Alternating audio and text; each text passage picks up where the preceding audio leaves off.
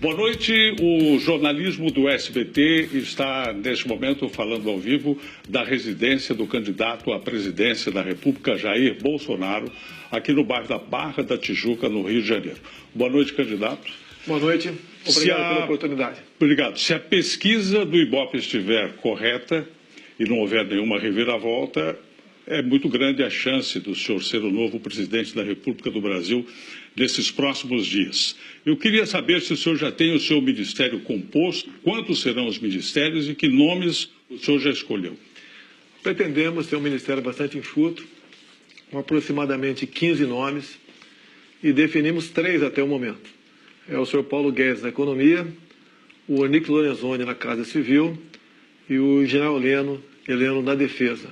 O seu vice, o general Mourão, andou dando aí umas declarações polêmicas. Ele vai ter voz ativa e papel no governo? Olha, é uma pessoa bastante preparada, culta, é um patriota, é um homem que respira Brasil.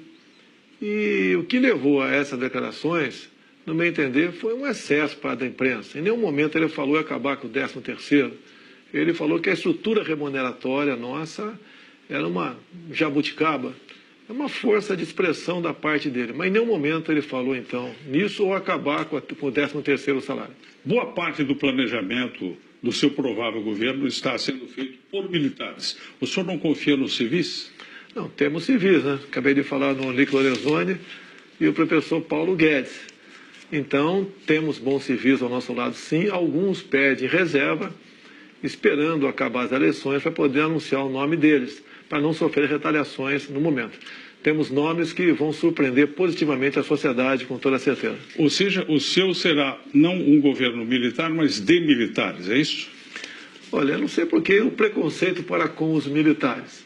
Os governos anteriores tinham lá terroristas, pessoas da pior estirpe. Em nenhum momento nós questionamos isso daí. Agora, os militares que, porventura, comporão o meu governo, não é por serem militares, e sim por sua capacidade de poder, naquela área, naquele ministério, fazer um bom trabalho. Você pode ver o nome que está sendo cogitado para a ciência e tecnologia, é de um coronel da aeronáutica, Marcos Pontes, é o nosso astronauta. É um homem que tem um profundo conhecimento em ciência, tecnologia, e tem trabalhos prestados no Brasil, fora do Brasil, na NASA. Tá certo. Um homem realmente que tem tudo para ocupar esse ministério e, com iniciativa, fazer um bom trabalho. O senhor tem batido muito na tecla da insegurança pública, que de fato é algo que preocupa muito o Brasil hoje. Sim. O senhor falou ontem que gostaria que o país voltasse a ser como há 40, 50 anos em termos de segurança. Só que o Brasil é outro hoje. O crime ocupa até territórios dentro do país. A polícia está na defensiva. Como mudar essa situação não saindo da lei? Bem, primeiro, a gente não pretende sair da lei em hipótese alguma. Algumas mudanças nós queremos fazê-la no Código Penal. Não é apenas o policial, civil e militar. Nós também temos que ter excludente de ilicitude na legítima defesa da vida própria de terceiro e do patrimônio próprio ou de terceiro. Passa por aí. A questão do crime dito organizado. Você tem que ter um trabalho de inteligência para seguir o dinheiro. Ninguém faz nada sem dinheiro em lugar nenhum no mundo. Então, as instituições nossas, seguir o dinheiro para a gente poder sufocar esses criminosos dessa forma. Agora, quem manda na polícia são os governos estaduais, não é o presidente da República. Como é que o senhor vai fazer? Nós sabemos disso, mas o Código Penal, quem faz somos nós em Brasília. E se nós dermos essa liberdade, não para o policial matar, mas para não morrer, bem como para o cidadão de bem, isso começa a mudar de figura. Esse é um ponto. O senhor defende que um policial, por exemplo, se reagir à ação de um bandido, de um assaltante, e vier a matar essa pessoa, ele não responda, não seja julgado. Não, isso contraria a Constituição, não contraria? Porque não, todos somos iguais. Não, mas não pode dizer que é igual um policial e um bandido. Aí um está à margem da lei, outro não. Agora, o policial, hoje em dia, ele tem que esperar o bandido atirar para reagir. Isso não pode continuar acontecendo. Por isso, nós queremos mexer no Código Penal. Para exatamente, como em países envolvidos, um elemento portando uma arma de guerra, ele passa a ser um alvo do agente da lei. E tem que ser dessa forma. O senhor poderá indicar pelo menos 2 ministros para o Supremo Tribunal Federal. Fosse isso hoje, quem o senhor indicaria? Eu indicaria alguém do perfil do juiz Sérgio Moro. Eu acho, quando se fala em Sérgio Moro, eu me coloco numa situação muito parecida com a dele no tocante à liberdade. Quem mais além dele? Nós não temos liberdade para ir na padaria mais sozinho. Então o trabalho que o Moro fez tem que ser reconhecido por parte de um governo sério. Um outro nome? Não, falei do perfil do Sérgio Moro, tá certo? O senhor vai interferir na autonomia da Polícia Federal? Não, tem que dar autonomia para ela e meios para poder trabalhar. Ela tem que, aqueles pequenos senões de alguma politização da Polícia Federal tem que deixar existir. Acredito que ela tem que ter meios para exercer o teu trabalho.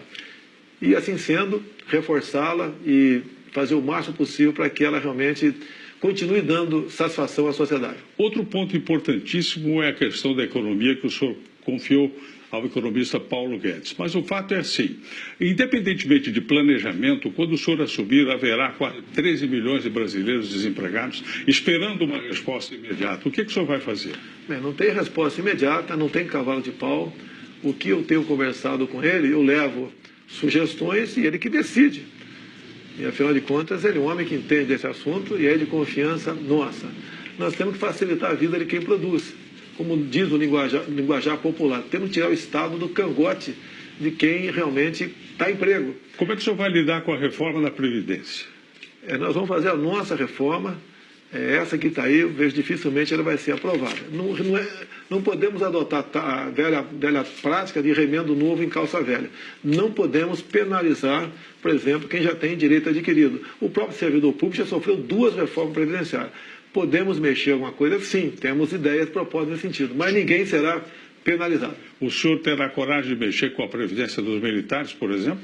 Olha, quando se fala em presos militares, ela é diferente dos outros. Nós não temos hora extra, fundo de garantia, direito à greve, repouso remunerado, nada além disso aí. Ao longo de 30 anos de carreira, na verdade, o militar trabalha 45 anos. Você pode propor alguma mudança, sim, mas você não pode igualar aos demais com direitos trabalhistas diferentes. Todo político passa a campanha dizendo que o Brasil tem uma das maiores cargas tributárias do mundo. Depois que assume, a primeira coisa que faz é aumentar impostos. O senhor vai aumentar impostos? Quais? Olha, não tem aumento de imposto, não tem criação de CPMF, não existe nada, isso é muito pelo contrário. Mas imposto para os mais ricos? É a proposta. Eu acho que no Brasil você não pode falar em mais ricos, está todo mundo sufocado. Se você aumentar a carga tributária dos mais ricos, como a França fez no governo anterior, o capital foi para a Rússia. O capital vai fugir daqui. A carga tributária é enorme. Quase tudo é progressivo no Brasil. O senhor vai fazer um governo estatista ou vai privatizar? Não, nós vamos partir para privatizações. As 50 estatais feitas pelo último governo do PT, essa quase que de imediato. O que não é privatizável? É o que eu chamo de estratégico, né? O estratégico você pode até falar em alguns modelos. É difícil me convencer. Tá? Eu não sou, deixar bem claro, estatizante. Mas, por exemplo, de acordo para que país você está vendendo aquele teu bem, você não está privatizando, você continua estatizando com outro país. Não devemos permitir que país nenhum compre o Brasil, eles têm que comprar no Brasil. O câmbio continuará flutuante, o juro continuará sendo decidido pelo Banco Central, sem interferência política? Sem interferência, inclusive o Banco Central, independente de política, o tripé macroeconômico tem que continuar em vigor, e o Paulo Guedes está com uma equipe muito grande e trabalha nesse sentido. A responsabilidade dele é enorme nessa área. O mundo lá fora tem lido e ouvido que o senhor é nazista, é fascista, que o senhor quer fazer uma ditadura militar no Brasil, que o senhor não está preparado para o cargo. Se o senhor vencer a eleição, como é que o senhor vai reagir diante disso? Esses rótulos, aos poucos, estão sendo desmistificados. Faltou você falar aí, também misógino, entre tantos outros rótulos que eu recebi ao longo desse tempo todo. Não sou nada disso. Agora, o outro lado está disputando comigo, até no seu próprio plano de governo diz no controle social da mídia, diz em aumentar o imposto de renda para a pessoa física, tá? Diz em criar mais estatais. Tá? Então, o outro lado é completamente oposto do meu. Esse rótulo também ter estatizante é porque eu sou militar e o período militar foi, sim, muito estatizante. Agora, por outro lado, quem faria uma Itaipu binacional se não fosse o Estado naquele momento? Então, nós vamos, sim, partir uma política de privatização com responsabilidade que não só o sistema financeiro, bem como os brasileiros vão se orgulhar dessa nossa proposta. Muito obrigado. Passou depressa o nosso tempo. nós entrevistamos ao vivo aqui do Rio de Janeiro o candidato à presidência da República, Jair Bolsonaro. Uma boa noite ao senhor, muito obrigado. Muito obrigado. E vocês agora fiquem com